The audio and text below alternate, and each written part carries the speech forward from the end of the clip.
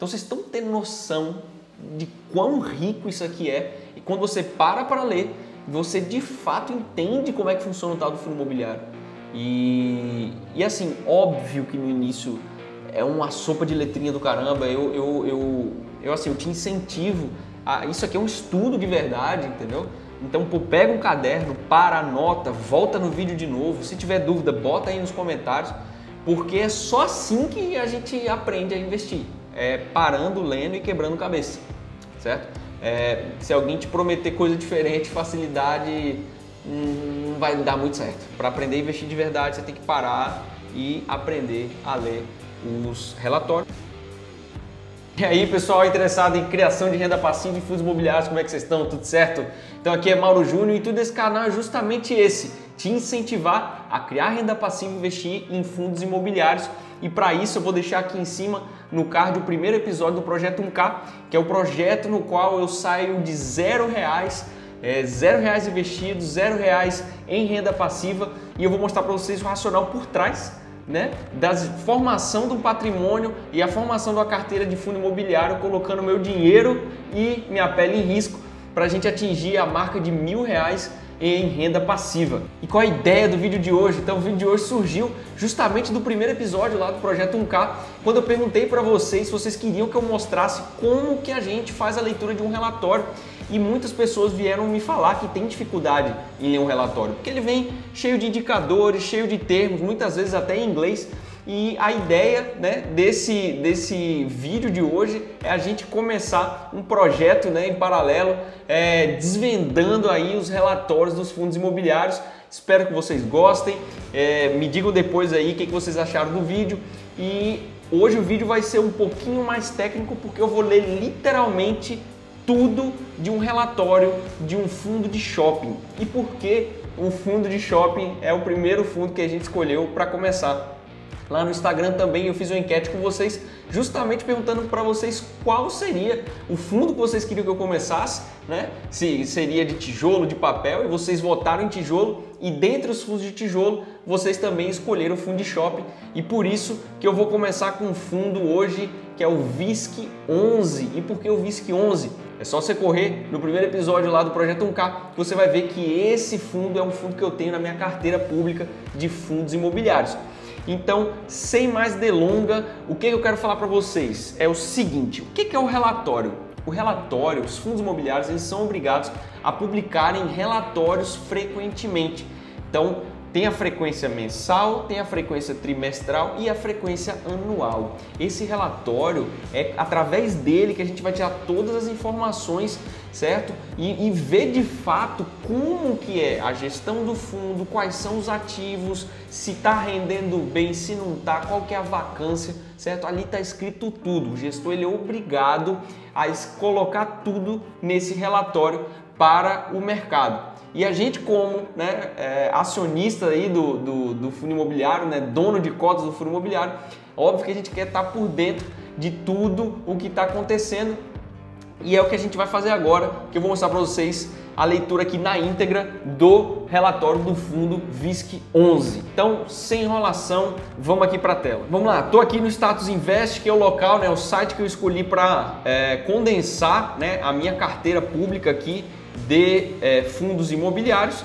E quando a gente vem, a gente tem todos os fundos imobiliários que eu comprei lá no primeiro episódio, e a gente vai clicar aqui no VISC11, né?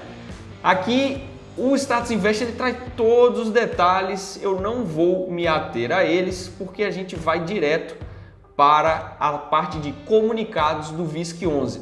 E fica ligado até o final desse vídeo, que eu sei que essa é uma dúvida e esse é um problema daquela pessoa que quer se manter informado sobre tudo que acontece com o seu fundo imobiliário. E no final desse vídeo eu vou te dar a dica maior de como que você se mantém informado sobre o fundo imobiliário que você tem na sua carteira. Na verdade, os fundos imobiliários que você tem na sua carteira. Então, aqui no Status Invest, na parte de comunicados, eu vou filtrar para relatórios e vou abrir o último relatório aqui de 7 de janeiro de 2022. Vamos lá para a leitura desse relatório. Então, a primeira coisa que vocês podem perceber é o seguinte: é o relatório de dezembro, né? que saiu aqui no dia 7 de janeiro. Então, pela legislação, né, da CVM, que é a Comissão de Valores Mobiliários, que é quem regula, né, o mercado ali de renda variável e por tabela os fundos imobiliários também, os fundos imobiliários eles têm até 15 dias, né, do mês subsequente para estar publicando o relatório do mês anterior. E quando a gente começa a ler, a gente já se depara aqui, ó, com as informações gerais e a visão geral do fundo. E o que eu quero mostrar para vocês? A gente tem a figura do gestor, administrador e escriturador. Essas três figuras, lembrando, o fundo imobiliário ele é obrigado por lei também a repassar para a gente, cotista, 95%, né, do lucro líquido dele semestralmente. A praxe é que os fundos imobiliários eles passem para a gente mensalmente esse valor, mas lembrando que não é obrigado a ser mensalmente, pode ser semestralmente, e vocês vão ver inclusive esse detalhe acontecendo aqui nesse relatório. Mas o que acontece? 95% é repassado para a gente, e os outros 5%? Os outros 5 servem para pagamento desse pessoal. Se vocês observarem aqui, olha, taxa de administração. Essa taxa de administração sai da gente, cotista, para pagar quem? Gestor, administrador e escriturador, certo? E aqui a gente já percebe o seguinte, a taxa de administração ela varia de acordo com o valor de mercado do fundo imobiliário. Então, o fundo valendo até 1 bilhão, né, a gente vai pagar 1,35% ao ano. Se for entre 1 e 2, 1,20, e se for mais que 2, 1,05, certo? Isso aqui é dinheiro que sai da gente para esse pessoal, até porque eles são os responsáveis aí por fazer todos os relatórios, comprar e vender, nesse caso aqui, os shopping centers, né? E cobrar ali aluguéis e tudo mais. Então vamos lá. Código de negociação da B3. B3 é Brasil Bolsa Balcão. É vulgo a nossa bolsa de valores. E é VISC11. VISC11 é o código que a gente vai jogar lá no Home Broker. Se você não sabe o que é Home Broker, vai lá no primeiro episódio do Projeto 1K que você vai ver eu mexer no Home Broker e comprando os fundos imobiliários. Esse aqui é o código dele, certo? A gente não vai escrever lá no Home Broker isso aqui, ó, Vinci Shopping Center. A gente vai colocar isso aqui, ó, VISC11. Então, tipo Ambima e foco de atuação. Então, é um fundo de investimento imobiliário de renda gestão ativa. Então aqui a gente já começa a traduzir o relatório para vocês. A gente tem basicamente dois tipos de fundos imobiliários, né? Dois tipos de gestão de fundos imobiliários: gestão ativa e gestão passiva.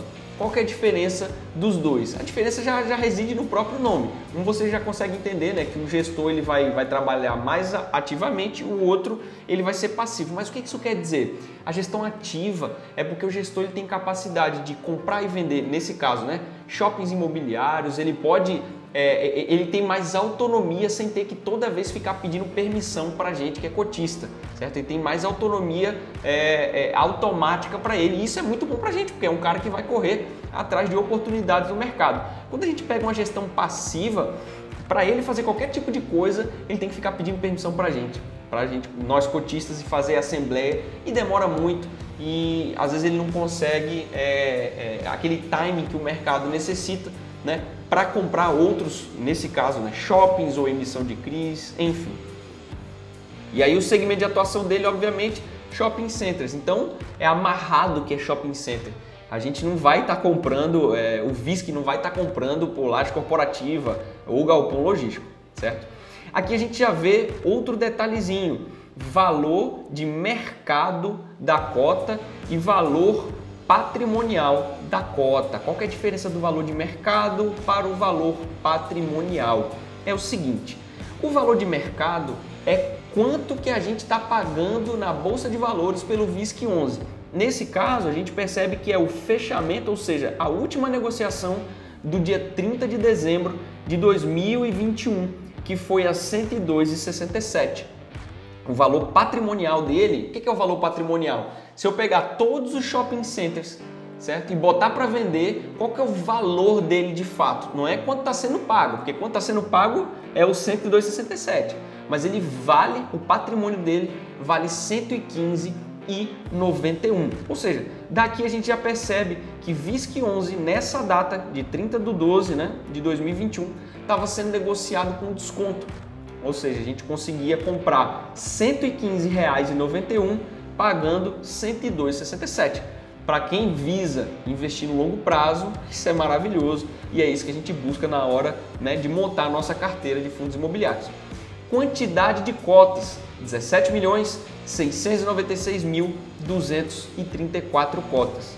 Se eu pegar esses 17 milhões aqui e multiplicar pelo 115,91, a gente vai achar de fato qual que é o valor patrimonial do fundo. Vou fazer uma conta rápida aqui, vamos lá. Então eu fiz as contas aqui, então 17 milhões de cotas multiplicado aqui por 115,91 está dando 2.051.170.000. Esse é o valor de fato patrimonial do VISC11.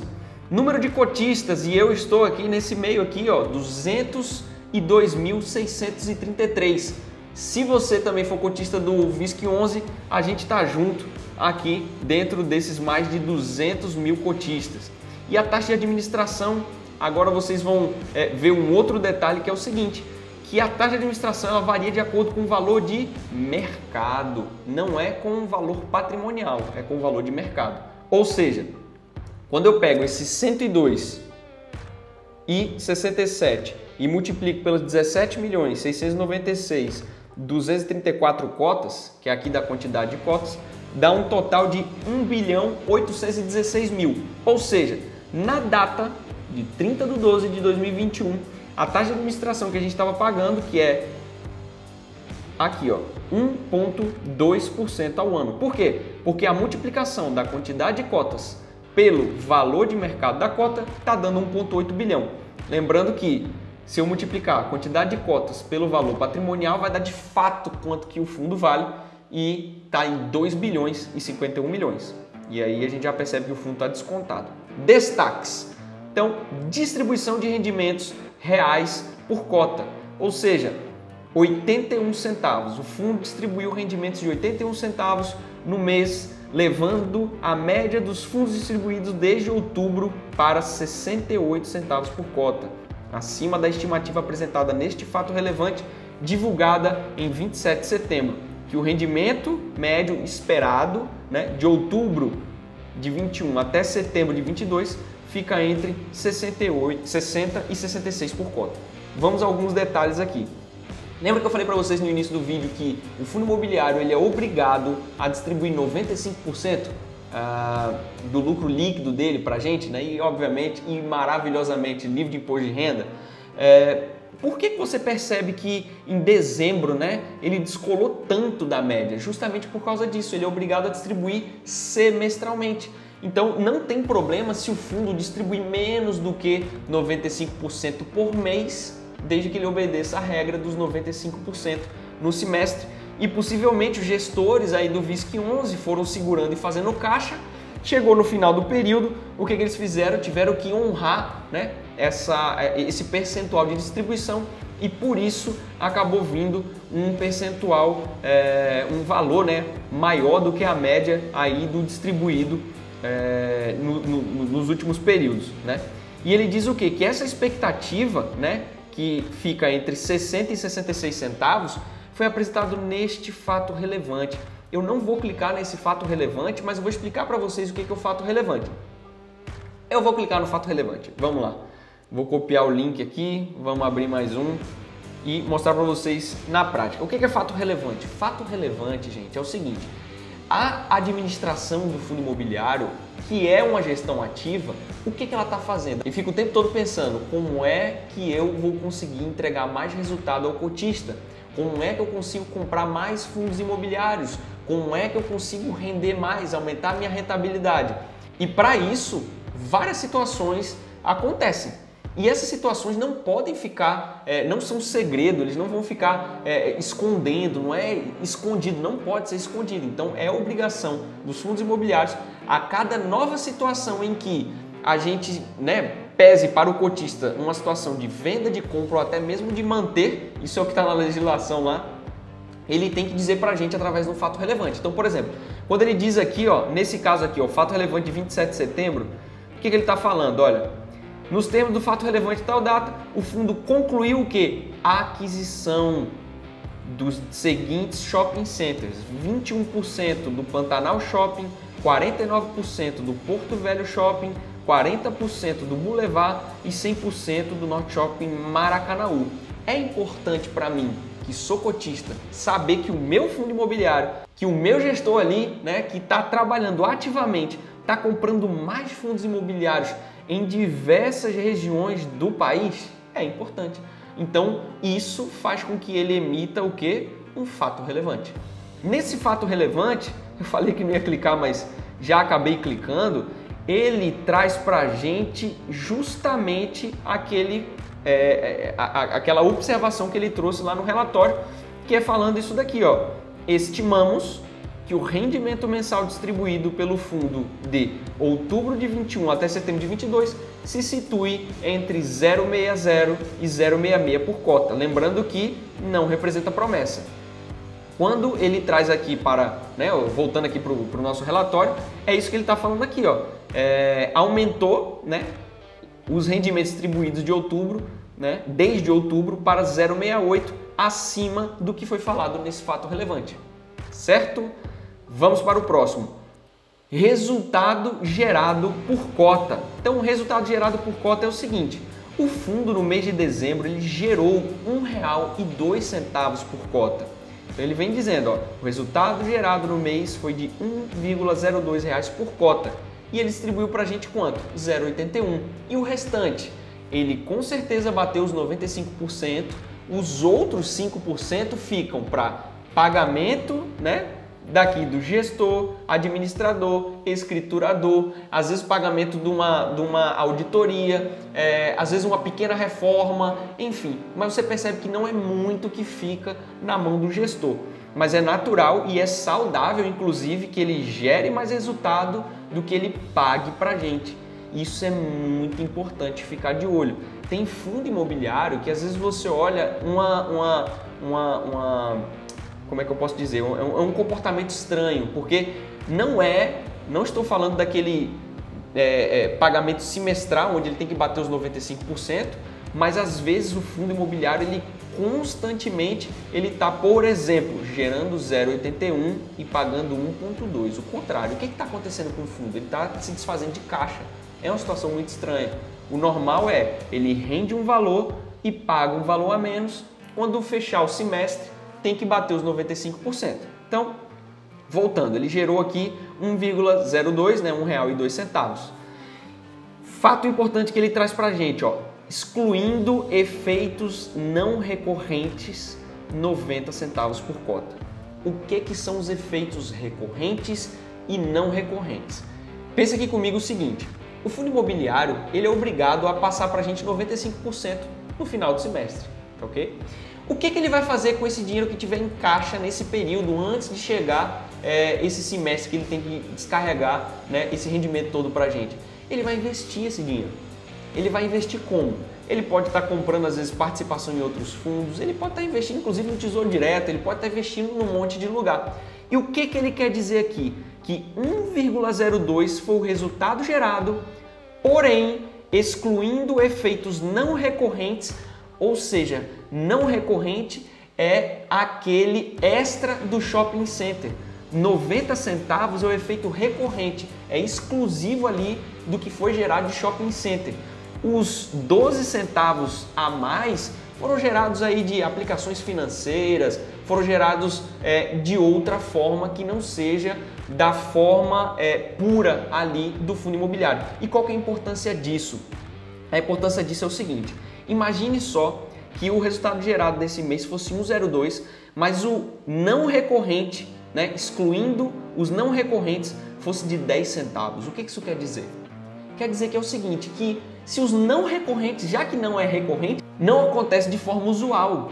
Então eu não consigo garantir isso no mês que vem. É diferente dos aluguéis do shopping. Então, por exemplo, 90 centavos é o que está ali ligado à atividade, né, do próprio shopping, diferente dos outros 12 centavos que foram adquiridos aí através de qualquer outro jeito que seja, quer seja rendimento de caixa ou outra coisa. Então é bom a gente ter rendimento recorrente maior que não recorrente, porque o não recorrente não é usual.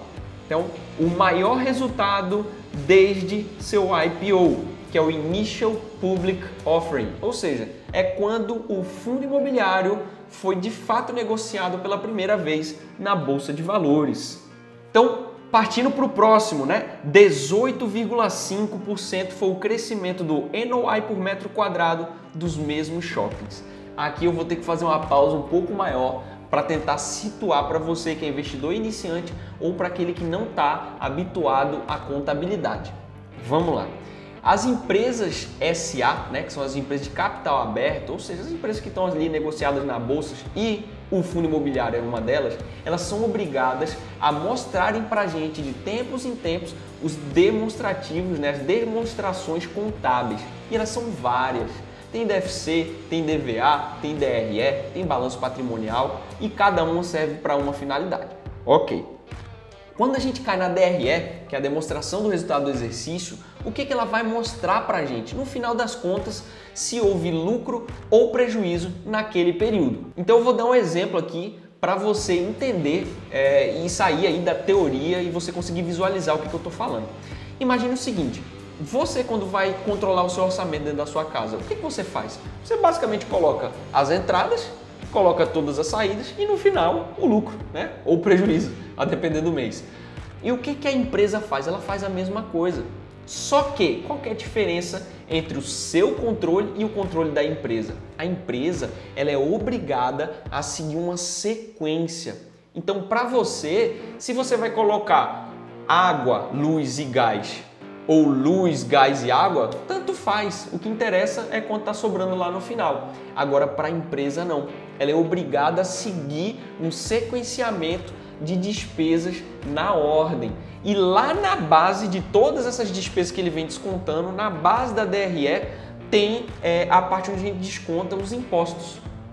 Certo? Então, o NOI nada mais é do que o quê? A gente pega o lucro, vem descontando tudo e para no momento intermediário. A gente não vai chegar lá na parte dos impostos. Então, o NOI nada mais é do que o Net Operating Income, que é o lucro operacional. Ele não chega a descontar a base, na sequência que eu falei para vocês, lá de imposto de renda. Ou seja, o que ele leva em consideração esse tal desse NOI? Ele leva em consideração a atividade operacional do fundo imobiliário. É basicamente o que interessa para saber se o fundo imobiliário ele está dando lucro ou não. Óbvio que, no final das contas, é claro que o que vai cair no nosso bolso vai descontar o imposto de renda, mas isso daqui ele mostra a capacidade do fundo de gerar renda. Então, terminando a tradução, ele disse o quê? 18,5% de crescimento do NOI por metro quadrado dos mesmos shoppings. E por que ele está falando mesmos shoppings? Lembra aqui do fato relevante? No fato relevante a gente adquiriu 4 shoppings a mais. Essa conta não está levando em consideração a aquisição desses 4 shoppings a mais para justamente a gente conseguir comparar duas grandezas de mesmo tamanho.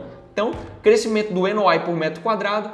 E por que metro quadrado? Os shoppings eles levam em consideração muito essa questão de metro quadrado. Vocês vão ver aqui para baixo, que é justamente o quê? Qual que é, percentualmente ali a capacidade, de produção por metro quadrado. Então isso aí fala sobre o quê? Fala sobre produtividade, Então o crescimento do lucro operacional, por metro quadrado foi de 18,5%, levando em consideração os mesmos shoppings. Então, os shoppings do fundo apresentam um crescimento de NOI caixa por metro quadrado em novembro de 2021 de 18,5% em relação aos mesmos shoppings que o fundo tinha em novembro de 19. E aí você vai estar se perguntando, caramba, mas por que ele pulou de 21 para 20, ou de 21 para 19? Então, alguns fundos eles vêm trazendo as observações falando que eles estão, para questão de comparação, eles estão comparando com 2019, principalmente o setor de shopping, porque 2020 foi o caos, Então, assim, você comparar um resultado em 2021 com um ano onde os shoppings estavam fechados, vai ser um parâmetro de comparação muito ruim, porque imagina só, Vamos supor que o fundo ele lucrou R$10 em novembro de 21, mas em novembro de 20 ele lucrou R$1. Aí vai dar um lucro, meu Deus, crescemos muito. Mas se você for comparar com o período pré-pandemia, quanto que foi? Então, é por isso que ele está comparando novembro de 21 com novembro de 29. É justamente um período quase pós-pandemia, né, de recuperação, para um período pré-pandemia. Então vocês devem estar achando que eu esqueci de um detalhezinho aqui, mas não esqueci. Quero explicar para vocês o que é esse caixa. NOI a gente já entendeu, que é o lucro operacional, certo?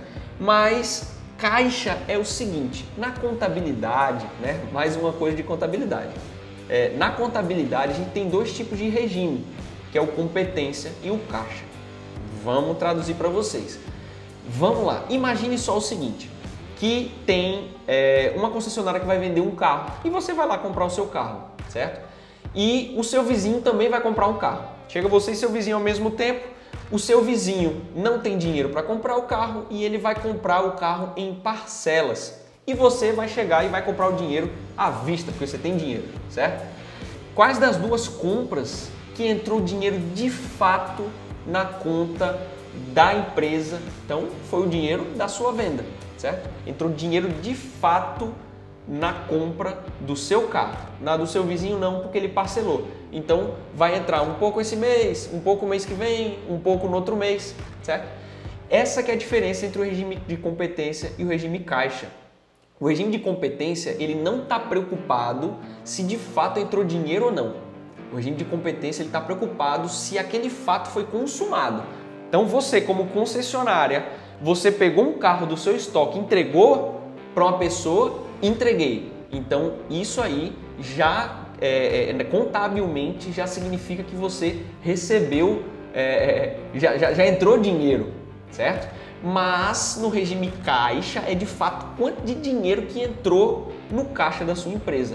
Conseguiu pegar a diferença entre uma coisa e outra? O regime caixa é dinheiro de verdade.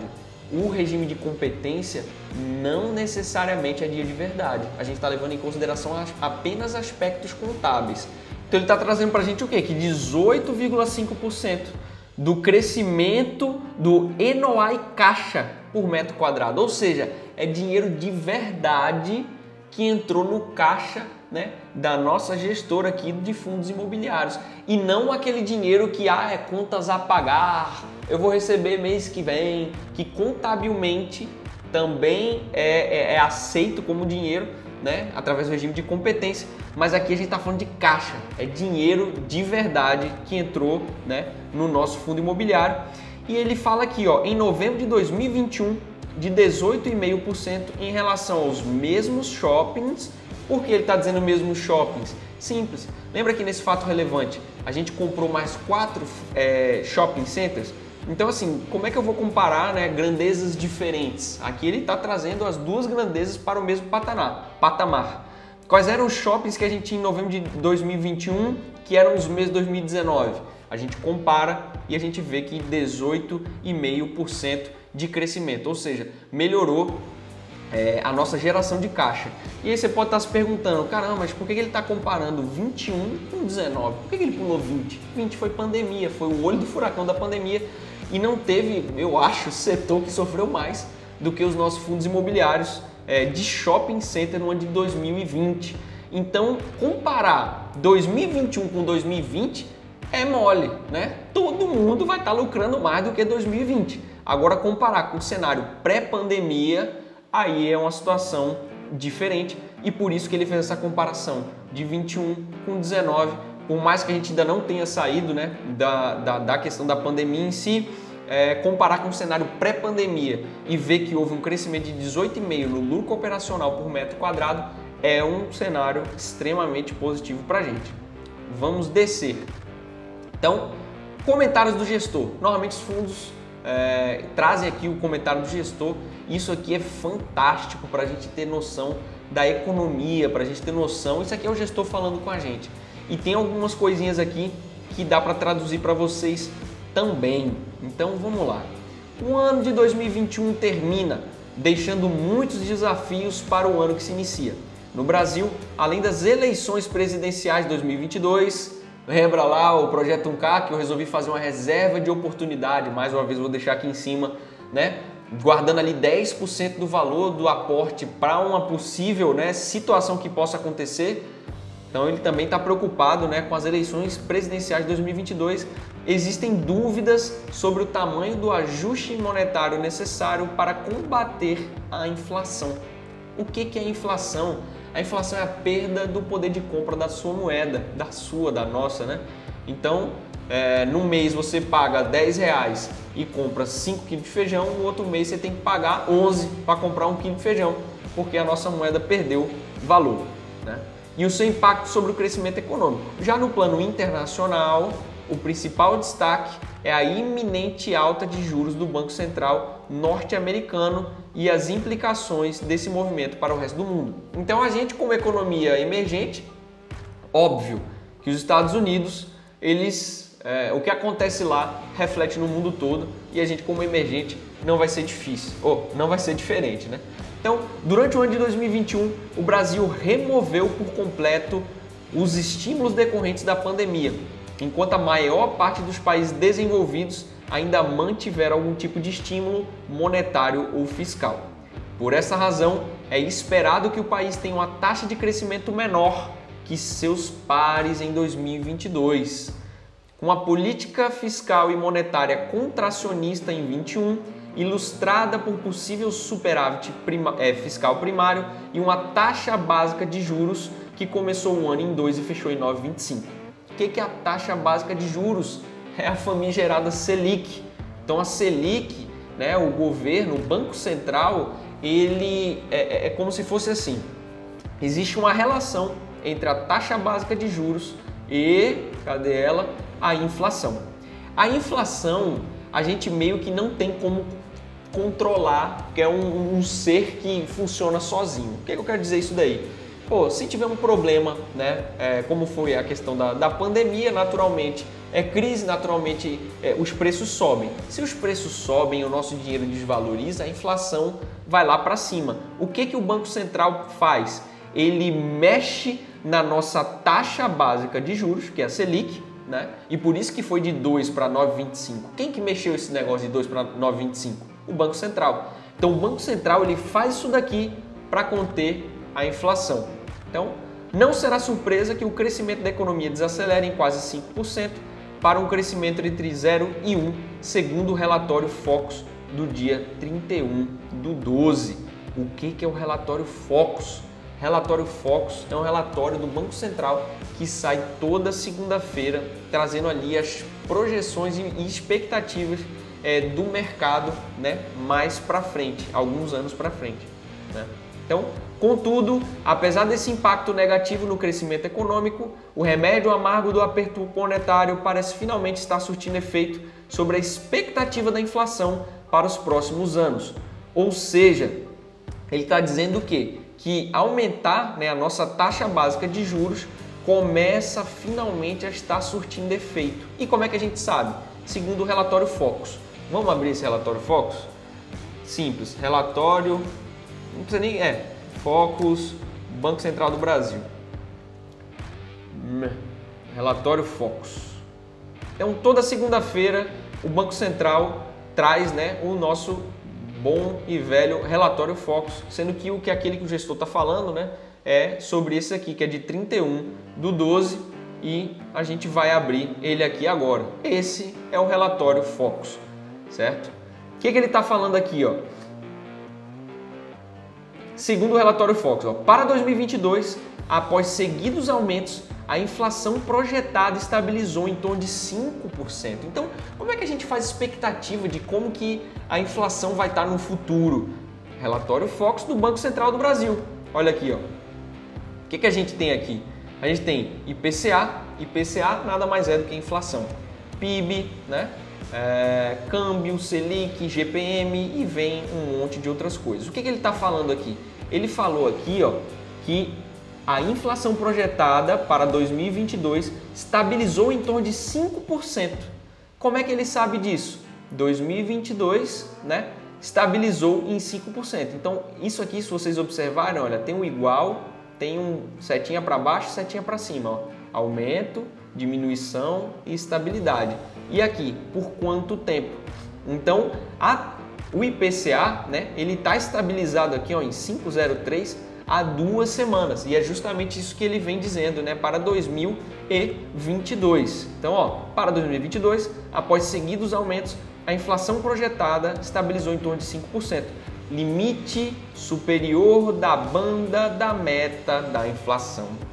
O que é a banda da meta da inflação?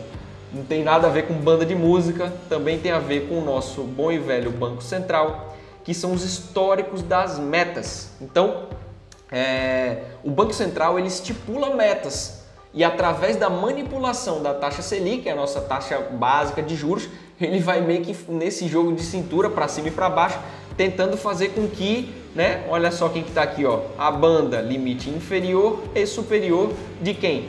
Da nossa inflação. Vamos lá para 2022? 2022, limite inferior 2, limite superior 5. E é isso que ele está falando aqui, ó.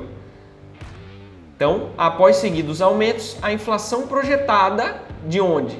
No Boletim Focus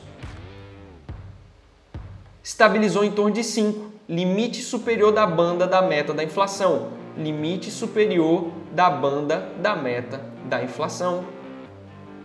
E para os anos seguintes, segue bem próximo ao centro da meta, que é de 3,5%. Como é que eu sei que é 3,5%? 2023 está aqui ele colocando, né, quanto que foi no valor de hoje, né? Hoje, 31 de dezembro, né, a 3,41. E como é que eu sei qual que é o centro da meta? É isso aqui, ó, meta, limite inferior, limite superior. Quando eu venho para 2022, 3,5 é a meta, 2 é o inferior e 5 é o superior. Então, como o Banco Central utiliza as projeções de mercado para a inflação como uma das fontes sobre necessidade de ajuste na taxa básica de juros, né? Ou seja, a taxa Selic, a estabilidade recente na expectativa da inflação torna mais provável o fim do ciclo de alta de juros. Ou seja, a inflação se estabilizando, o Banco Central tende a não subir mais a taxa Selic.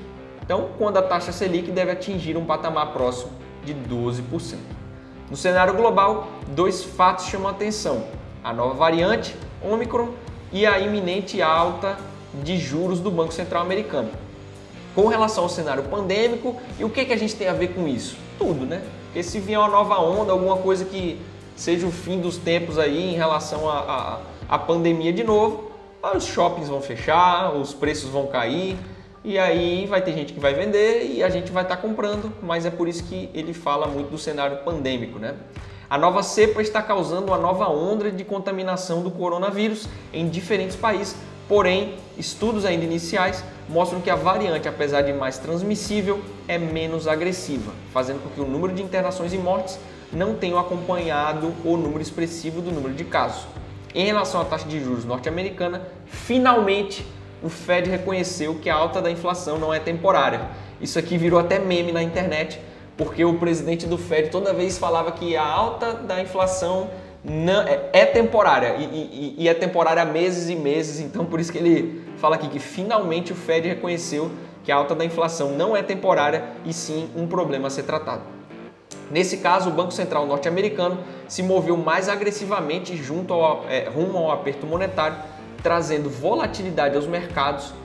Então, a análise mais óbvia é que o aumento da taxa de juros deve gerar migração, e isso é o normal. Isso é o normal.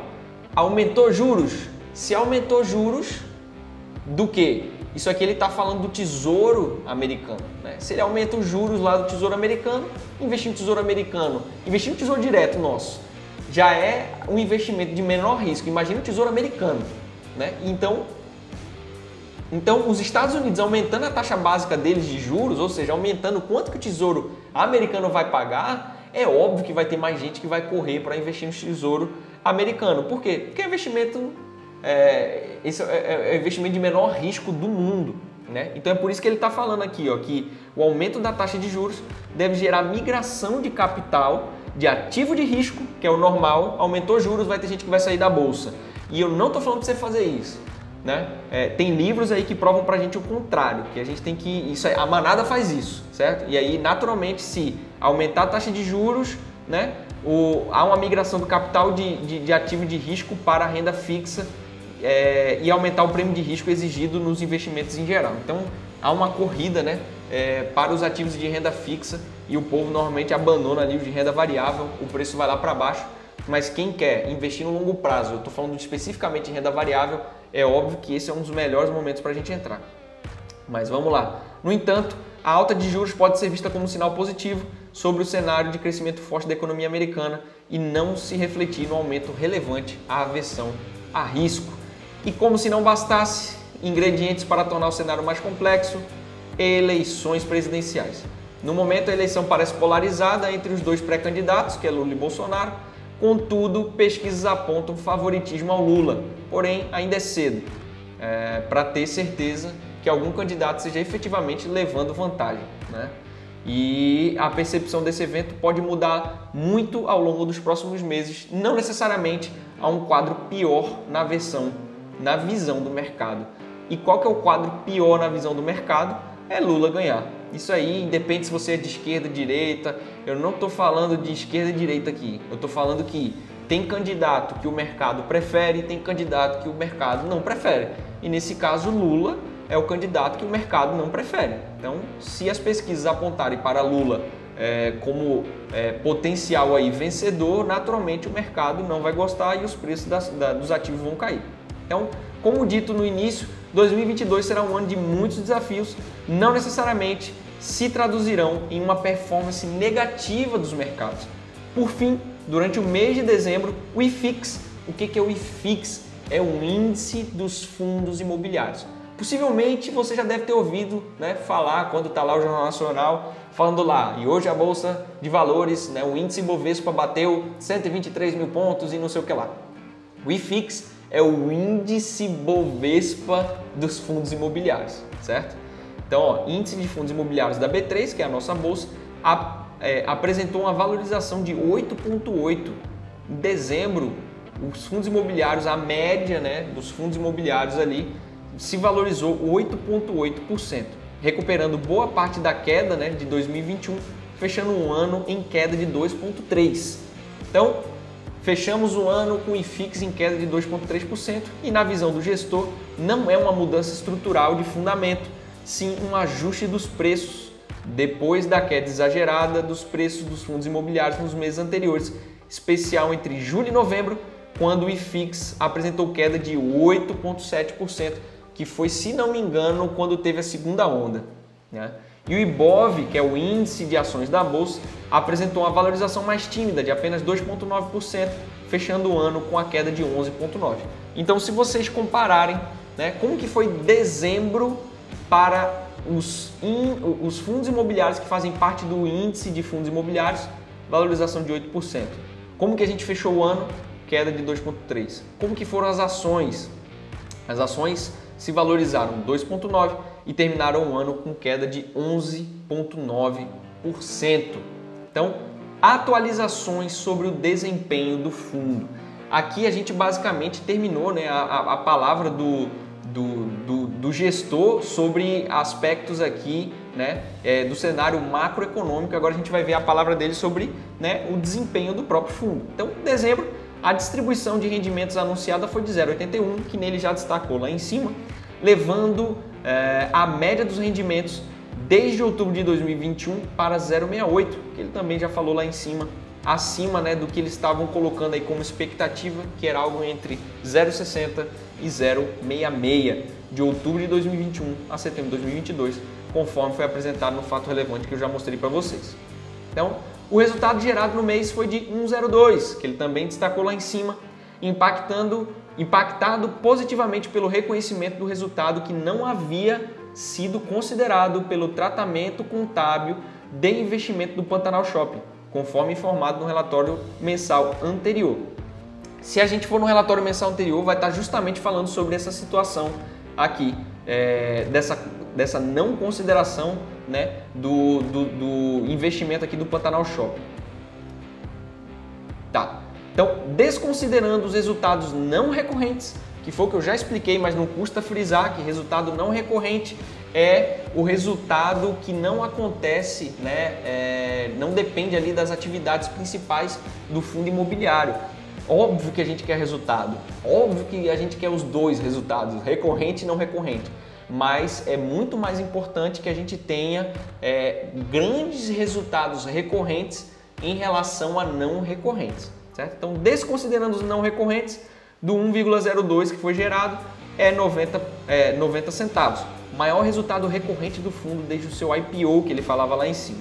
Então, quando analisamos o impacto do portfólio adquirido da Ancar, que são aqueles 4, né, fundos imobiliários que eu mostrei lá em setembro de 2021, observamos um incremento de quanto? 9 centavos na cota.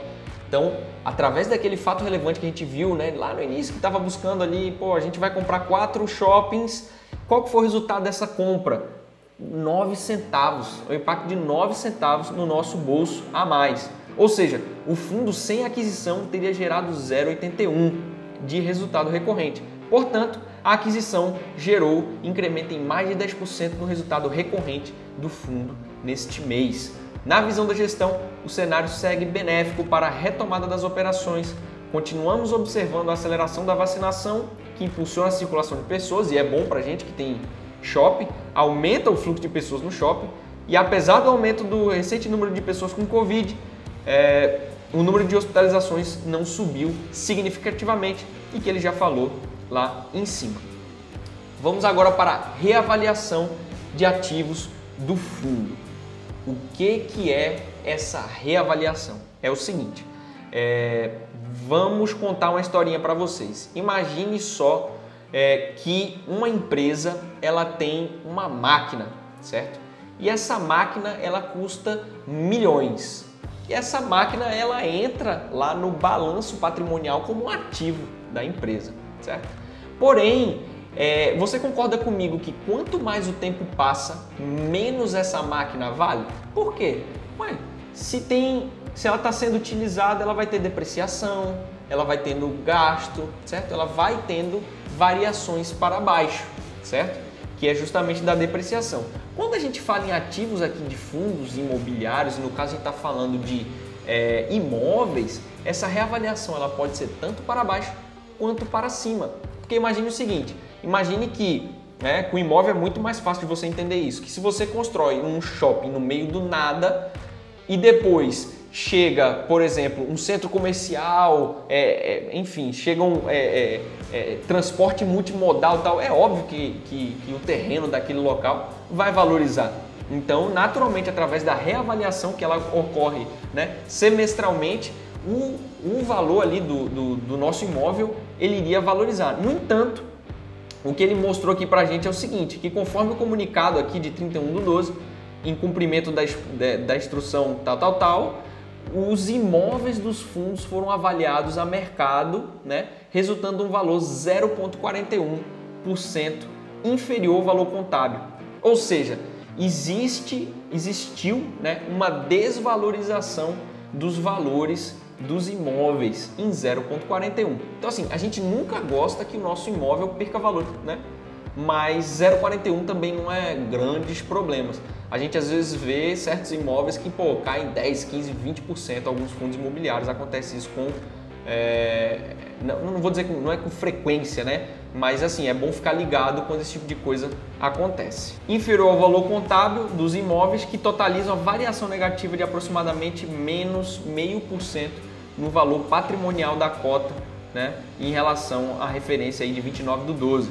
Então, após a reavaliação dos ativos, a cotação de mercado do fundo no fechamento do mês de dezembro representa um desconto de 12,9% para o patrimônio líquido. Esses valores, né, quando existe essa reavaliação ela muda justamente esse valor aqui, ó, o valor da cota patrimonial, certo?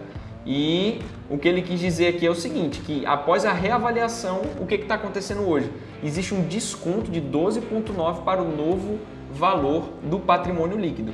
Então, se a gente comprasse o VISC 11 em 30 lá do 12, a gente estaria comprando algo com 12,9% de desconto. Vamos agora saindo aí dessa parte macroeconômica e tudo mais, e agora a gente vai justamente para a performance do fundo. Aqui tem normalmente muita dúvida do pessoal, né? Resultado e distribuição de rendimentos. O resultado do fundo em dezembro foi o quê? De 18 mil. O que isso quer dizer? 18 milhões, certo? Coloca 3 zeros depois aqui.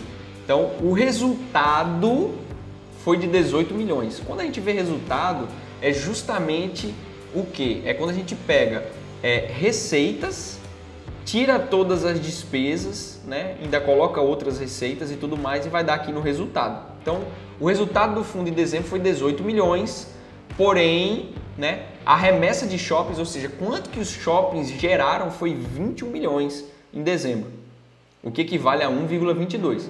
Esse resultado foi impactado positivamente pelo reconhecimento de um resultado de meses anteriores do Pantanal, que foi aquele fato que a gente já leu, e uma antecipação de remessa esperada para janeiro, né, do Ribeirão Shopping. Desconsiderando esses eventos, o resultado recorrente teria sido de 1,05. Então, o fundo distribuiu, por que ele está dizendo aqui, ó, desconsiderando esses eventos, o resultado recorrente? Porque o impacto positivo do reconhecimento do resultado de mês anterior e a antecipação, isso não é recorrente, certo? Por isso que ele faz sempre essa comparação entre recorrente e não recorrente. Então, o fundo distribuiu em dezembro 81 por cota, quando consideramos apenas resultados recorrentes, e encerrou o mês com um resultado acumulado não distribuído de 3 milhões, equivalente a 22 centavos por cota. Ou seja, o fundo entregou para a gente, né? Ele rendeu quanto? 1,02, isso aqui é o resultado, né? É o lucro, foi 1,02. Ele distribuiu para a gente 81 e no final das contas, nesse semestre, né? Ele encerrou o mês com 0,22, 22 centavos ali, no caixa, né, da gestora do fundo. Então, ele faz uma tabelinha para facilitar a visualização aqui.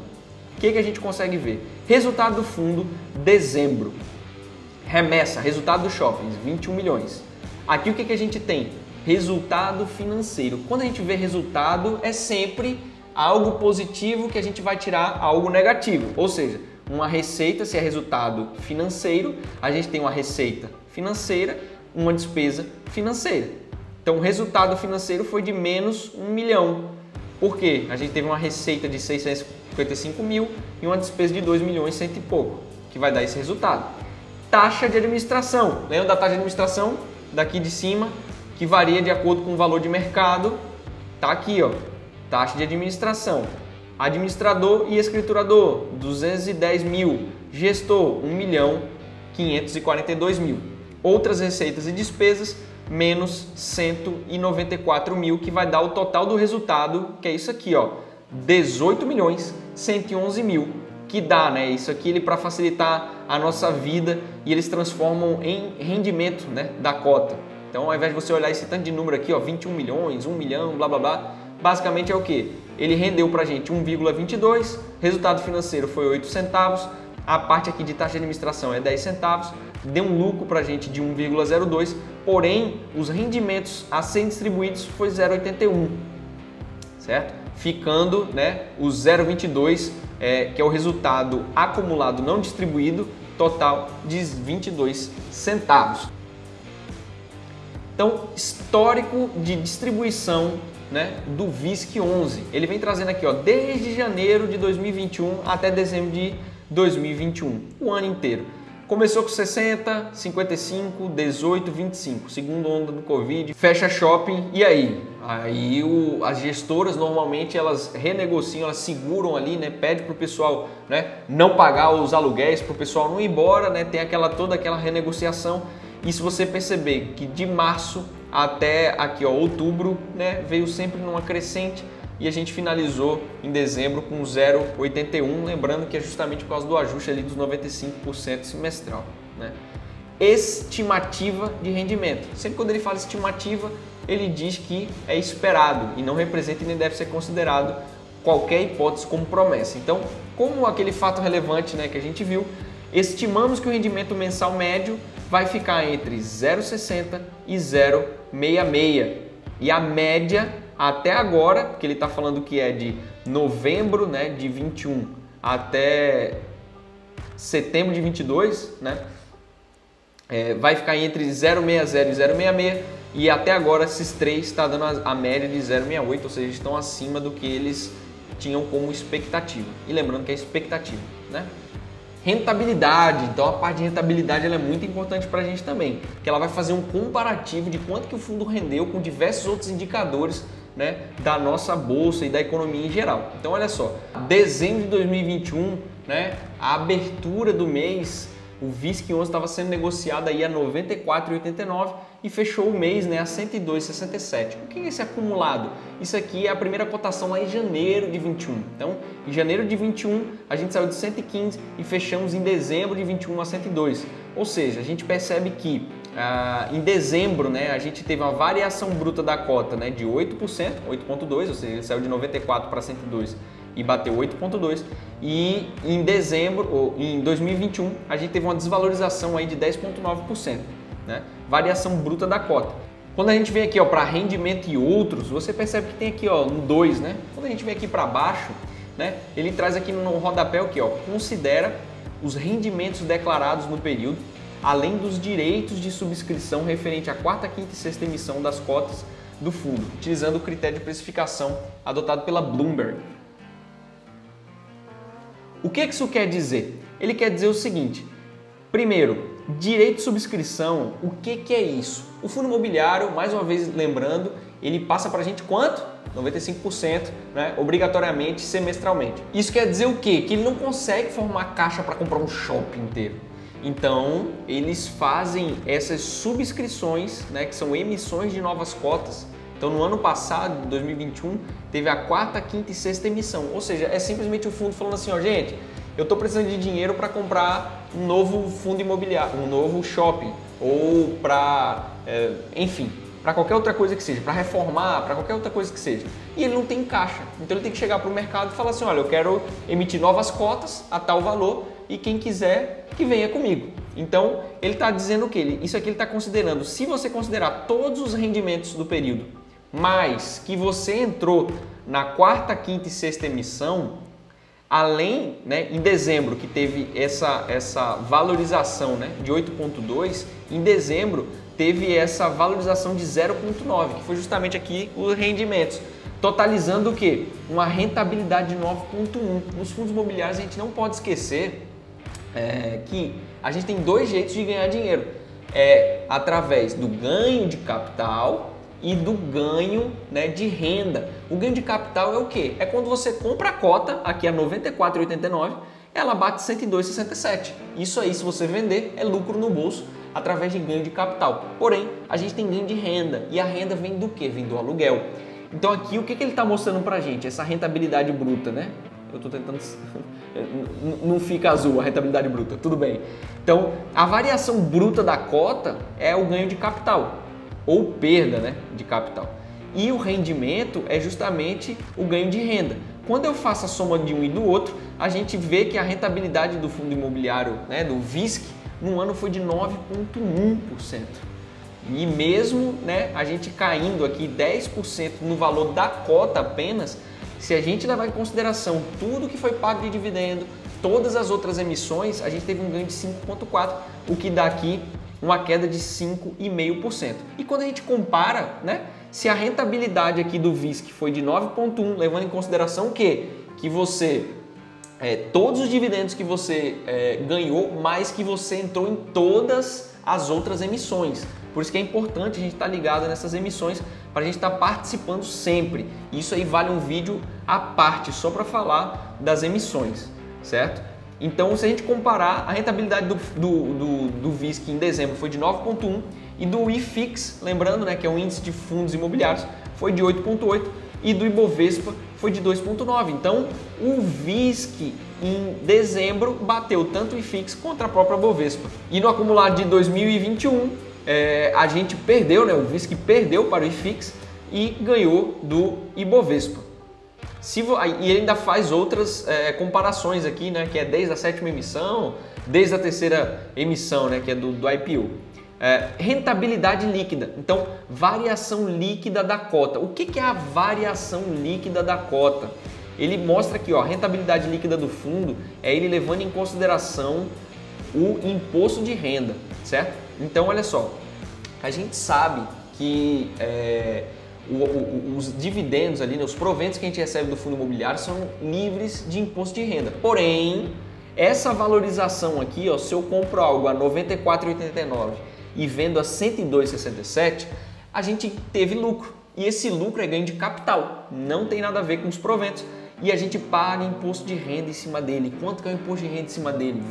20%, certo? Então aqui ele está fazendo um comparativo da rentabilidade líquida, considerando que você pagou 20% em cima do que? Da variação bruta, ou seja, se eu pegar esse 8,2, tirar 20%, vai bater esses 6,6. E por que não caiu nada aqui, ó, nesses rendimentos e outros?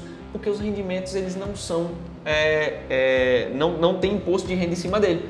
Ou seja, a variação líquida, considerando que, né, para termos de estudo aqui, se você for o primeiro comprou nesse preço de R$ 94,89, vendeu a R$ 102,67, você teve um lucro de 6% com ganho de capital e 0,9% com ganho de renda, totalizando 7,4% de lucro. E ele ainda compara com o CDI líquido. O que é o CDI líquido?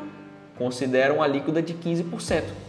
Aí você vai estar se perguntando, poxa, mas por que o imposto de renda, né, para o fundo imobiliário é 20% e para o CDI é 15%? Né? Isso aí vale um vídeo à parte, se você quiser que eu faça um vídeo só sobre imposto de renda para fundos imobiliários, você me diz que eu faço, porque aí vai virar um infinito esse vídeo, mas basicamente os investimentos, né, de renda fixa no longo prazo, a menor alíquota do imposto de renda é 15%. E os ganhos de capital, independente se é de curto ou de médio ou de longo prazo, nos fundos imobiliários é 20%. Inclusive, não tem aquela isenção fiscal, né, se a venda for menor do que 20 mil, não tem essa isenção para os fundos imobiliários, infelizmente. E aqui ele traz mais o que? Mostrando justamente que a variação líquida, né? E aí, se você perceber, né, ele caiu aqui, ó, de 8,2 para 6,6, por quê? Porque isso aqui representa lucro, positivo representa lucro. Quando eu pego aqui, ó, menos 10%, eu não vou pagar imposto de renda em cima de menos 10% porque eu perdi dinheiro. Então, aqui não muda nada justamente por causa disso. Do 8,2 para o 6,6, eu estou descontando 20% do imposto de renda, né, considerando que você comprou a 94 e vendeu a 72. Não há imposto de renda em cima aqui dos rendimentos. E aqui não há imposto de renda em cima desse valor negativo, porque o imposto é sobre a renda, não é sobre o que você perdeu, senão aí é sacanagem, né? E comparando, né, o rendimento anual, né, líquido, a gente perdeu 5,5% e o CDI líquido ganhou 3,7%. Bem-vindo à renda variável, isso vai acontecer de vez em quando e tudo bem para quem tem o perfil de risco alinhado com isso. Então, vamos lá. A cota ajustada do fundo encerrou o mês de dezembro cotada a R$ 102,67, um aumento de 8,2%, que somado aos rendimentos distribuídos, representou um crescimento de 9,1%. E é justamente o que eu acabei de explicar para vocês nessa parte anterior, que equivale a 0,3 ponto percentual acima do IFIX. Então, 0,3 mais 8,8 dá 9,1. A rentabilidade acumulada total, né, desde o IPO, então ele pegou aqui, ó, desde o IPO, quanto que está a rentabilidade bruta do fundo, né?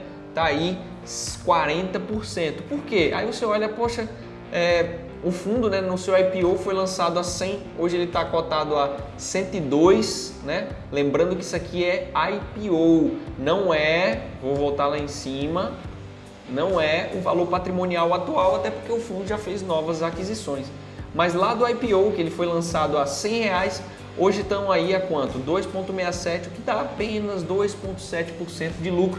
Porém, olha só o rendimento de todo esse período, está dando 37,3%. Esse é o lado bom, bonito e maravilhoso dos fundos imobiliários, porque você consegue ganhar dos dois jeitos. tanto com o ganho de capital quanto com o ganho de renda. Lembrando que mesmo a gente tendo perda de valor de capital, que para mim, que invisto no longo prazo, e desde que o fundo não perca o seu fundamento, eu vou continuar aportando nele. O que interessa o que se soma a isso, né, é justamente o ganho de renda maravilhoso que totalizou aí seus 40%. Quando a gente vai comparar com o IFIX, né, tá dando 26%. Quando a gente vê o Ibovespa tá dando 41,1%.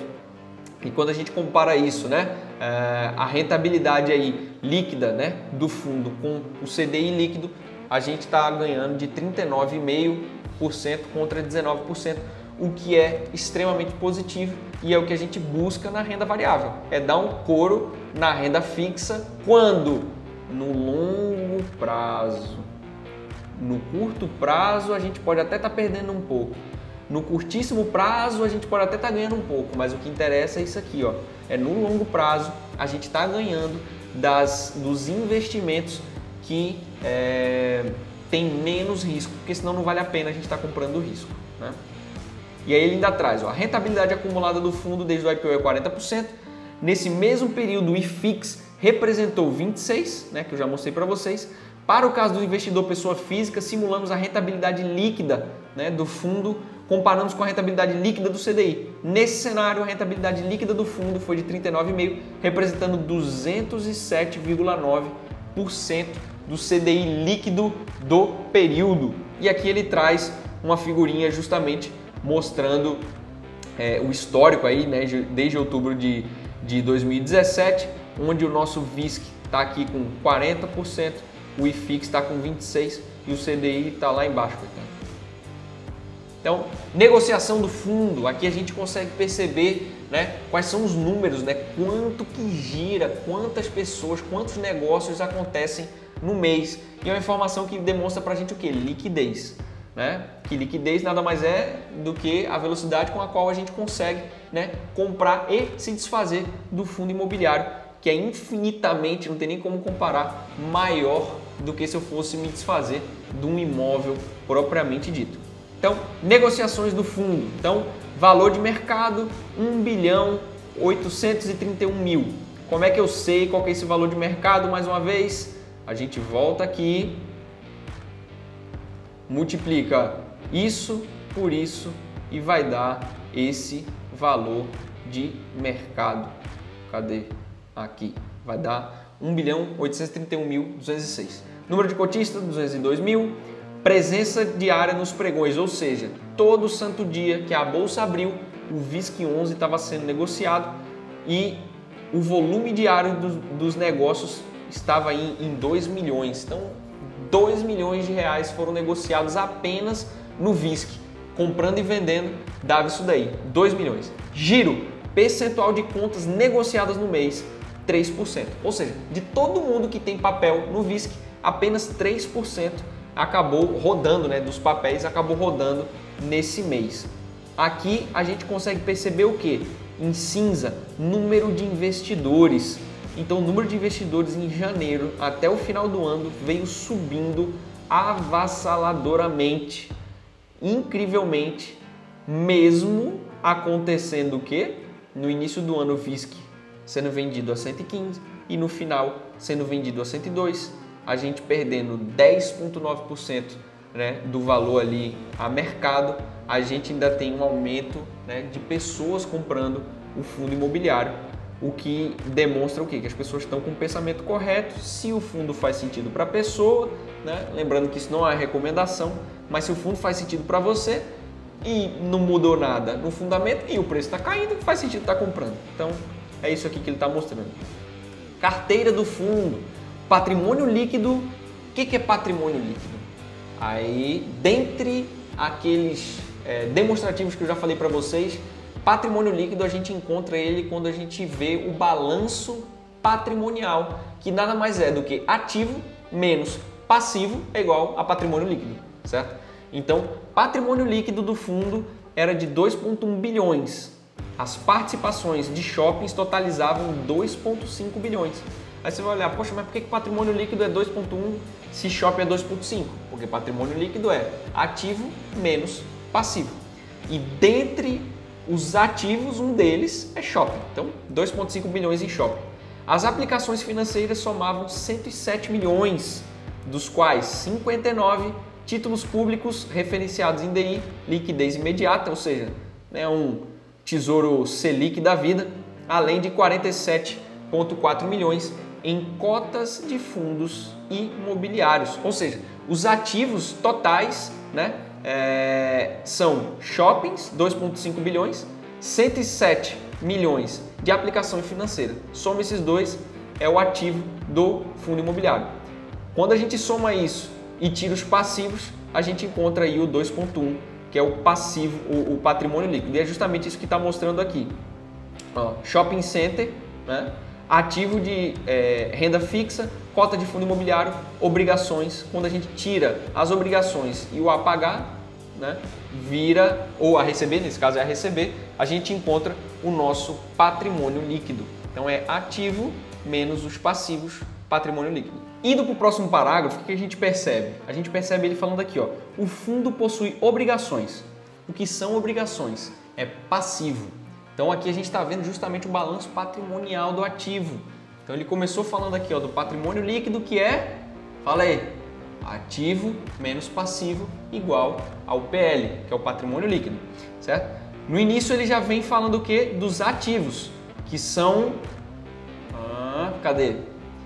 Shopping, 2,5 bilhões, aplicações financeiras, 107 milhões, 107 milhões, pronto. Então somou 107 milhões com 2,5 bilhões, ativo. E o patrimônio e o passivo é justamente isso. O fundo possui obrigações referentes a aquisições de imóveis a prazo, de aquisições prévias, no valor de 549 milhões. E é justamente isso que ele está mostrando. Então, quais são os ativos? A gente tem shopping, ativo de renda fixa e cotas. Quais são os passivos? A gente tem aqui, obrigações e imóveis a prazo, 549. Sendo que aqui, eu vou até colocar a conta aqui em cima para ficar fácil de vocês enxergarem qual que é a lógica dessa conta que ele fez. Então, o fundo possui passivos referente à aquisição de imóveis em 549 milhões. Líquido das aplicações financeiras. Por que ele faz isso? Porque o fundo ele quer ter dinheiro. Ele quer ter dinheiro, ele tem que pagar gestor, ele tem que pagar outras coisas, então ele não pode estar zerado. Mas quando você pega, quanto que você está devendo? Eu estou devendo 549 milhões. Mas quanto que eu tenho lá investido em aplicação financeira? Eu tenho aqui, ativo de renda fixa 59,7. Quando eu pego 549 e tiro quanto eu tenho de caixa, ele encontra isso aqui, 441,9 milhões. Isso é de fato quanto que, se eu pegasse o que eu tenho de dinheiro e pagasse, quanto que eu tenho de dívida de verdade? 441 milhões. Que representa o quê? 17,1 dos ativos totais. Ativos totais é o somatório de todos os ativos. Isso daqui representa o quê? Representa o índice de endividamento do fundo, que é basicamente o quê? Quando a gente pega o nosso passivo, que são as dívidas, a gente tira as aplicações financeiras, que a gente chama de liquidez imediata, é só você sacar e pagar, Eu estou devendo de fato quanto? 441,9 milhões. Quando eu pego isso e divido pelos ativos totais, me dá um índice de endividamento. O que ele quer dizer com isso? Que simplesmente quanto que eu devo comparado com tudo que eu tenho. Então a gente deve 17,1% dos ativos totais. Quanto maior esse número, pior a sua situação. Se você estiver devendo 100%, significa o quê? Que, caramba, se você vender tudo, você paga tudo e não fica com nada, entendeu? Então, tendo um índice de endividamento geral de 17,1%, representa que apenas 17% de todos os ativos que a gente tem, se a gente vender, 17% a gente paga a nossa dívida. E ele ainda diz o seguinte, são 441 milhões, dos quais 59,1 tem o vencimento em até 12 meses, ou seja, é de curto prazo, o restante está dilatado no tempo. E aqui ele vai destrinchar para a gente, os 549 milhões que a gente está devendo, ele vai mostrar para a gente aqui, do que é. Aí ele vem, ó, Portfólio da Ancar, CRI, Praia da Costa, Granja Viana, CRI, Paralela não sei o que, CRI e CRI. O que é o tal do CRI? Eu fiz um vídeo, né, justamente explicando os tipos de fundo imobiliário, eu vou botar aqui em cima, e lá eu explico para vocês o que é o fundo de papel. E o fundo de papel é um fundo que ele é composto especificamente sobre CRIs. No entanto, os fundos de shopping, eles podem também constituir CRI, e na verdade aqui ele está constituindo o CRI dele mesmo, entendeu? Então, né, reforçando e lembrando para vocês, o fundo imobiliário ele tem que repassar para a gente 95%, né, do lucro líquido semestral. E sempre quando ele vai comprar novos shoppings, ele emite novas cotas, porém, às vezes vale a pena ele emitir CRI. Então ele pega parte com o dinheiro que ele emitiu de novas cotas, compra parte do shopping com novas cotas e ele dilata, né, o que ele está devendo no longo prazo. E com mais longo prazo, né, é melhor para essa dívida. Então, e aí aqui a gente observa o quê? Que a gente tem 4 CRIs que foram emitidos pelo nosso fundo imobiliário e ele traz, ó, IPCA mais 6,5, vencimento quanto? 2036, 100% de CDI, vencimento quando? 2023, CDI mais 1,85, 33, ele não está pegando aqui. CRI com TR mais 9,85, o que é TR? A taxa de referência. Lembrem vocês do seguinte, como que é o cálculo da poupança, certo? Então, TR poupança BCB. Né? De acordo com o valor da taxa Selic, a gente consegue saber, né, se vai ter a taxa referencial ou não. Então, por exemplo, vou dar um exemplo aqui para vocês, né, vamos corrigir aqui um valor, né, tem que colocar aqui um mês, então hoje é 21, então de 21 de dezembro a 21 de janeiro, vamos colocar aí para corrigir R$100. Aqui ele vai dizer qual que é a nossa TR. Então, olha só, quanto que é a TR? 0,11%. É nada. Né? Então, quando a gente pega aqui o nosso relatório, ele mostra pra gente o quê? Que há, né, obrigações aí que são TR mais 9,85, TR mais 9,40, vencimento, né, 2029, vencimento 2027 e do Tatu Caruna aqui 100% CDI. E é isso, então totalizando todas as obrigações a 549 milhões. Então aqui ele trouxe condensado, aqui ele explicita para a gente, destrincha qual que é o valor de cada um. Vamos agora para os indicadores operacionais. Então vocês estão tendo noção de quão rico isso aqui é e quando você para ler, você de fato entende como é que funciona o tal do fundo imobiliário. E assim, óbvio que no início é uma sopa de letrinha do caramba, eu te incentivo isso aqui é um estudo de verdade, entendeu? Então, pô, pega um caderno, para, anota, volta no vídeo de novo, se tiver dúvida, bota aí nos comentários, porque é só assim que a gente aprende a investir, parando, lendo e quebrando cabeça, certo?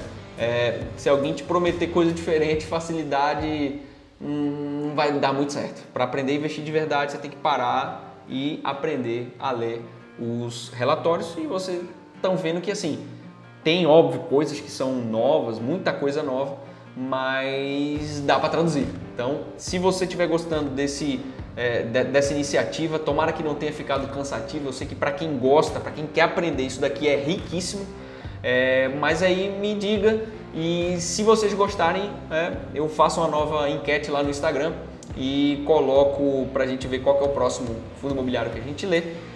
Porque, por exemplo, quando a gente vai para galpões logísticos já são outras métricas, quando a gente vai para lajes corporativas são outras, quando vai para CRI são outras, mas a gosto do freguês. Se vocês gostarem, a gente continua e vamos lá, indicadores operacionais. Então, abaixo representando os principais indicadores operacionais do portfólio referente a novembro de 2021.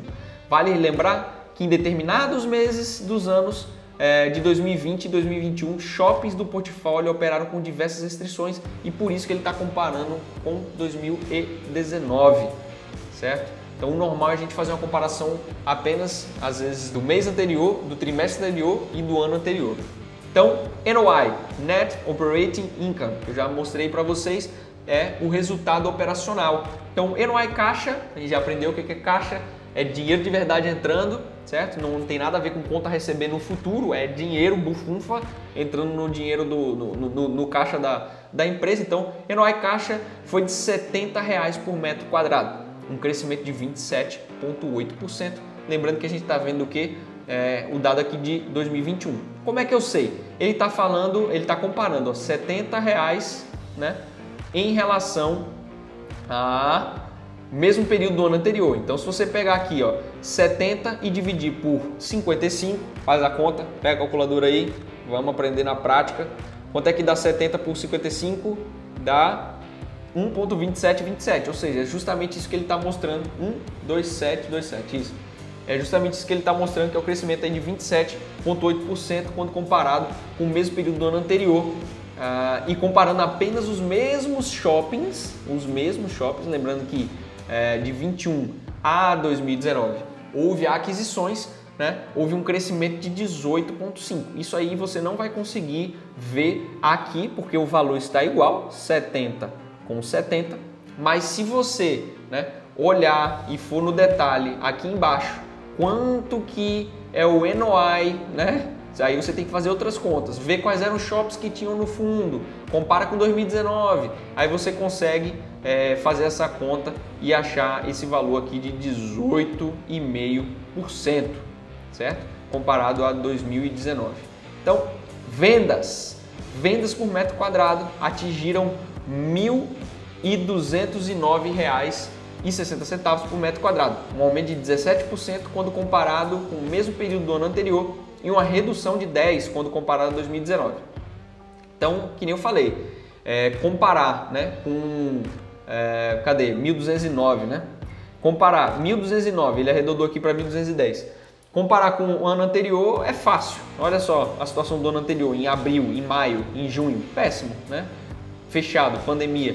Olha esse ano aqui, ó, março, abril, também, segunda onda de Covid. Quando a gente vai para a comparação com 2019, que é o cenário pré-Covid, a gente vê que teve uma redução aí de 10,9%, ou seja, a gente ainda não retomou exatamente, né, ao mesmo patamar das vendas, por mais que o lucro operacional, que é o NOI, a gente esteja maior, né, comparado com 2019. E qual que é a diferença? Porque venda é venda. Quando a gente vai para o NOI, a gente pega a venda e subtrai os gastos, certo? Então a gente teve uma redução de 10,1% quando comparado a 2019. Comparando apenas os mesmos shoppings, 2021 e 2019, a redução é de 5,4%. Então, quando a gente compara, olha só que interessante, vendas totais e vendas totais por metro, né? Isso daqui demonstra... O vídeo inteiro eu tô tentando lembrar uma palavra, eu já cortei o tempo inteiro aqui que não tá me vindo a palavra. Mas daqui no final do vídeo vem a palavra. O que eu quero dizer que é vendas totais por metro quadrado. Mas eficiência. Isso aqui mostra a eficiência, né, das operações. Então assim, se for... Claro, vender mais é bom? Vender mais é bom. Tanto que se você vê que novembro de 2021 a gente vendeu 268 milhões. Se a gente compara 2021 com 2020, foi um acréscimo de 63%. Quando a gente compara 2021 com 2019 foi 95%, aí tu vai estar pensando de onde é que ele tirou esses números. Vamos ver? Vamos aqui, ó. A gente vai pegar o relatório de janeiro de 2020, que vai trazer os dados aí das vendas de novembro de 2019, ó. Janeiro de 2020. Vamos abrir lá.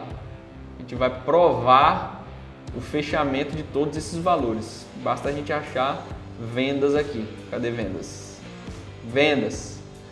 Divide aí, pega a tua calculadora, divide isso aqui, ó, minto, divide esse valor aqui, ó, divide aí, 268,4 dividido por 137,6, quanto é que tá dando? 1,9505, certo? Ou seja, quando a gente compara um e outro, está dando um aumento aí de 95%. Provado para você que o gestor está fazendo as contas certas. Então, quando a gente compara a quantidade de vendas, a gente vendeu muito mais esse ano. Mas quando a gente vê esse critério de eficiência, que é venda por metro quadrado, a gente perdeu 10%. Ou seja, a gente adicionou área que não vendeu tanto assim, certo? Por mais que a gente tenha aumentado nossas vendas. Acumulado do ano, né? foi 1 bilhão e 600 mil de vendas, totalizando aí, né, por metro quadrado 835. Se a gente compara, né, entre 2021 e 2020 foi um aumento de venda de 70%. Quando a gente compara, né, o ano inteiro aí de 2021 com 2029, a gente vendeu o dobro. Mas quando a gente vê a eficiência, a gente vê que a gente perdeu um pouco, aí perdendo 27% na eficiência das vendas totais por metro quadrado. Inadimplência. Inadimplência é um negócio que bateu muito forte na pandemia, né? E dá pra ver pelo tamanho desse negócio aqui, ó, em 2020, em abril. Então a inadimplência líquida foi de 7,2%, um aumento de 6 pontos percentuais em relação ao mesmo período do ano anterior e uma redução de 1,7 ponto percentual comparado a 2019. Ele está comparando isso daqui, ó. A inadimplência foi de 7,2. A gente aumentou quanto? 6 pontos de 20 para 21 e houve uma diminuição, uma redução de 1,7, né? Saindo de 8,9 para 7,2 em 2019. Descontos. O que é desconto? É desconto no aluguel. O shopping teve que dar desconto? Teve que dar desconto. Por que teve que dar desconto? Por causa da pandemia. Então, assim, se ele aperta demais, o povo vai embora, até colocar outro inquilino, vale mais a pena dar um desconto. E se você for prestar atenção, em 2020, olha o tamanho dos descontos que vieram descendo, e desconto impacta diretamente enquanto a gente recebe na nossa cota, né? Então, desconto. Os descontos atingiram aí, ó, 4%, né, desse mês do faturamento total do portfólio, uma redução de 6,4% em relação ao ano anterior e um aumento, né? Uma redução de 6,4% em relação ao mesmo mês no ano anterior e uma redução de 2,8 percentual comparado ao mês anterior. Então ele comparou esse 4,6 com esse 7,4 e esse 4,6 com 11, mas na verdade houve um aumento aí de 19 para 2021. Taxa de ocupação. É importantíssimo que o shopping esteja muito ocupado. Então olha só, a taxa de ocupação encerrou em quanto? 92,4%. 0,1 percentual acima do observado no mês anterior. Então, se você olhar, ó, desde novembro de 2020 a novembro de 2021, a taxa de ocupação nossa está acima de 90%. Ou seja, é o gestor, de forma ativa, correndo atrás de gente para alugar, né, o nosso shopping. Aluguel no shopping com gente circulando significa venda, venda significa provento no nosso bolso, né? Aluguel, vendas e fluxo de veículos. Então, assim, o shopping ele tem algumas fontes de receita. A fonte de receita do shopping é porque, eu vou até fazer um parênteses, os fundos imobiliários eles têm que fazer os relatórios, até aí eles são obrigados. Mas cada fundo que você pegar, se você pegar fundo de gestora diferente de shopping, vocês vão ver que eles vão trazer cada um, às vezes, uma métrica diferente. Então, por exemplo, quais são as fontes de renda do shopping? É só você entrar que você vai raciocinar. Obviamente, aluguel, e normalmente o aluguel ele tem uma parte fixa e uma parte percentual do aluguel, né, que é por percentual de venda. Tem dinheiro também com o quê? Olha isso aqui, fluxo de veículos, estacionamento. Estacionamento também é dinheiro que entra para o shopping. Também tem mídia, né, aquelas propagandas que tem às vezes espalhadas lá pelo shopping.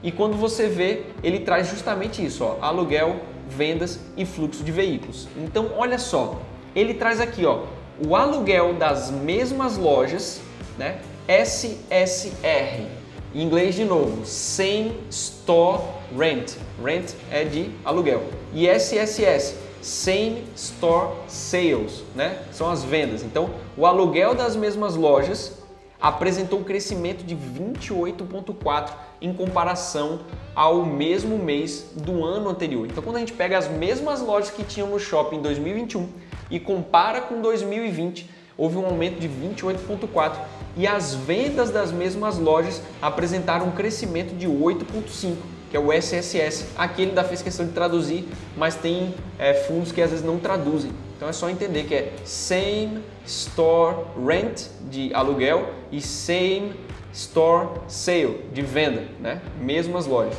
O fluxo de veículo do mês de novembro apresentou um aumento de 10,2% em comparação com o mesmo mês do ano anterior. Fluxo de veículo significa o quê? Mais gente pagando aluguel. Se é mais gente entrando no shopping, além de aluguel, é mais gente comprando. Então, aluguel das mesmas lojas. Então, estamos aqui, ó, 28,4% de crescimento, né, em relação a novembro do ano anterior. Quando a gente pega Same Store Sales, 8,5%, né, comparado a novembro do ano anterior. E assim, quando você compara, por exemplo, o segundo trimestre de 21 com o segundo trimestre de 20, pô, não tem nem como comparar, porque pô, o shopping fechado vender 234% é mole, né? Aluguel da mesma loja, pô, nem pagou nada. Quando você olha aqui, olha a taxa de desconto. Que mês foi esse aqui, ó? Segundo trimestre. Então tá dando ali junho, julho. Pô, olha quanto que foi de desconto, né? Então comparar isso daqui não serve nem de muita comparação. Fluxo de veículo, óbvio que vai dar 917.000%, porque estava tudo fechado, né? Então assim, não adianta você comparar fatos extremamente deslocados, que isso aí não vai acrescentar em nada. E é aqui, gente, que a gente vê, né, que a gente enche os olhos e a gente vê o que a gente é dono. Então, deixa eu só lembrar quantas cotas eu tenho do VISC. Eu tenho... Cadê? 2 cotas do VISC na minha carteira pública do Projeto 1K. Se você não viu o primeiro episódio, vai lá que vale a pena. Vou colocar de novo o card aqui. E com 2 cotinhas que eu paguei R$ 102,13, eu sou dono de quantos shoppings? O portfólio do fundo é composto por 19 shoppings em 12 estados, administrado por 10 administradoras, totalizando 220 mil metros quadrados de ABL própria. E o que é ABL? É a área bruta locável, é o que tem disponível ali para a gente conseguir locar para qualquer pessoa, para qualquer loja. E olha só, com apenas 2 cotinhas eu sou dono de 19 shoppings em 12 estados. E se bobear, você conhece algum desses aqui, você já andou em algum desses e você comprou alguma coisa lá e no final das contas, né, o gestor ele ganhou dinheiro e passou 95% para mim, livre de imposto de renda. E aqui a gente percebe que com 2 cotas, né, 100% do Prudent Shopping, né, em Presidente Prudente, São Paulo, né, NOI do VISC 14%, ou seja, esse é o fundo imobiliário que tem o maior retorno, né, o maior lucro operacional para o fundo, né, até porque ele é dono de 100% do shopping. E aí vai, 97,2% do Praia Costa, né, NOI 10%, 15% de Iguatemi Fortaleza, está dando 9%, 17,5% está dando 9% de NOI, Porto Velho 8% de NOI, Pantanal Shopping 7% do NOI, Minas Shopping 6% do NOI, o Maracanaú 5% do NOI, 49% do Grande Aviana 5%, 30% aqui do Shopping Vila Romana 5%, 40% do Shopping Boulevard aqui no Rio 5%, Shopping Ilha Plaza também aqui no Rio 4%, e ainda tem Pátio Belém, Tacaruna, Shopping Paralela, West Shopping. Qual desses shoppings você já foi e que você está contribuindo aí com o NOI do fundo VISC 11? Me diga. E aí quando você olha aqui, olha só como que é a distribuição geográfica dele. Está presente em todas as regiões brasileiras. Sul, Sudeste, Nordeste, Centro-Oeste e o Norte. Está presente em todos os estados. Quando a gente vê aqui o NOI por administrador, né, ele mostra qual que é a distribuição do NOI por administrador, ou seja, claro, Ancar é 25%, 1/4 do fundo, mas você percebe o seguinte, óbvio, se der um problema com a Ancar, é 1/4 do fundo que a gente está com problema, né? Mas mesmo assim não é o fundo inteiro, né? Se, por exemplo, um shopping desse fecha, pandemia, estourou pandemia em, sei lá, Porto Velho, fechou o shopping, tá? A gente compromete apenas 8% do nosso NOI, então essa distribuição geográfica é muito importante para proteger, né, o nosso investimento. Quando a gente vê aqui, ó, NOI próprio por estado, então São Paulo 29%, e tem todos os outros estados aqui, ó, Pernambuco 3%, Ceará 14%, Rio 11%, né? NOI por ativo, a gente vem aqui mostrando também, né, a diversificação enorme e incrível desse fundo imobiliário. E é isso, gente. Espero que vocês tenham gostado desse vídeo e como eu prometi para vocês, eu quero mostrar para vocês qual que é a dica máxima. Se você chegou até aqui, antes de eu falar da dica, se você chegou até aqui e você gostou desse vídeo, peço que, poxa, coloque nos comentários que você curta esse vídeo, deu um trabalhão para fazer, mas no final das contas espero que você tenha gostado, se inscreva aqui no canal e agora eu vou contar a dica de ouro para você ficar sempre atualizado com o seu fundo imobiliário sem ficar dependendo de seu ninguém para saber das informações e é muito fácil, simples assim. Inclusive eu vou postar depois no Instagram para vocês verem como que isso chega no meu celular. Vamos lá no bom e velho Google, né? E agora não, obrigado Google. O que eu vou colocar aqui, ó, VISC 11RI. VISC 11 é o código daquele fundo imobiliário, RI é relacionamento com investidores, né? Então eu vou entrar no primeiro aqui que tiver e vou buscar, claro, cada fundo é um fundo, uns são mais fáceis, outros a gente tem que catar um pouco melhor, mas é isso aqui, ó, cadastre-se no mailing. Que danado é isso?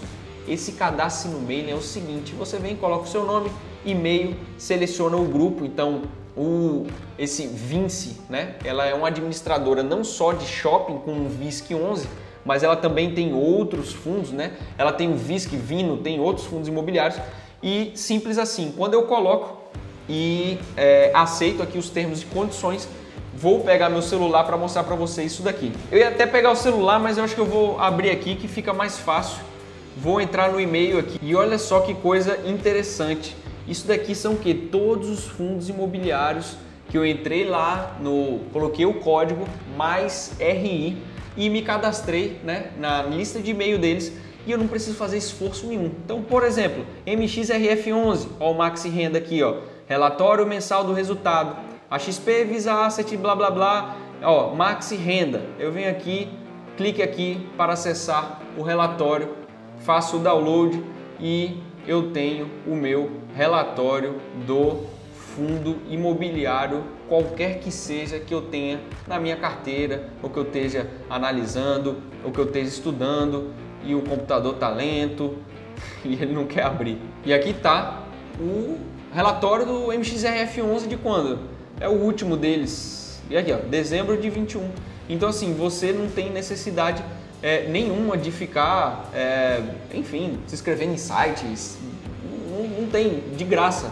Isso aqui é de graça, inclusive é obrigação, né, do fundo imobiliário ele ter que divulgar esses resultados e como um facilitador, né, ele distribui, né, através dessa lista de e-mail. Então, por exemplo, olha só, esse aqui é o VISC e fala de tudo, ó, podcast mensal com gestor e vem falando de tudo, MXRF11, RBRR11, e inclusive aquele boletim Focus que eu mostrei para vocês, eu recebo toda semana, toda segunda-feira eu recebo, né, aqui no meu e-mail o resultado do boletim Focus. Então é só você ficar de olho, chegou a notificação, eu fiz um e-mail só para isso, para não ficar com um monte de notificação aleatória, eu fiz um e-mail só para isso. Então eu fico de olho, chegou alguma coisa, eu paro lá, estou sempre atualizado, vou receber meus fatos relevantes, vou receber as notificações de quando tiver emissão, de quando tiver subscrição de cota, de quando tiver relatório, de quando tiver qualquer coisa. E esse é o jeito mais fácil de você estar atualizado com as informações aí do seu fundo imobiliário. E agora sim eu vou pedir para você que chegou até aqui, para que você, poxa, curta, né, esse vídeo, que você compartilhe para outras pessoas que também têm o nível de seriedade de você, porque se você chegou até aqui, meu amigo e minha amiga, você é comprometido pra caramba em aprender de fato a investir em fundo imobiliário, aprender do jeito certo, aprender com seriedade, aprender a ler um relatório e no final das contas é só você que tem a lucrar, né? Isso daí é um investimento que você está fazendo no longo prazo e o estudo dos fundos imobiliários também vão te levar a esse longo prazo, a construir a sua renda passiva. E eu te espero, né? Me diga no final das contas se você gostou ou não, se você achou que, besteira, não faço mais nenhum, mas se você gostou, eu vou fazer novas enquetes lá no Instagram para saber, se tiver o próximo, qual que vai ser o próximo fundo imobiliário que a gente vai ler o relatório. No final das contas, espero que vocês tenham gostado e vamos, né, fique de olho aí nos próximos episódios do Projeto 1K. Eu sou o Mauro Júnior e se quiser aprender sobre fundo imobiliário, só me seguir. Valeu!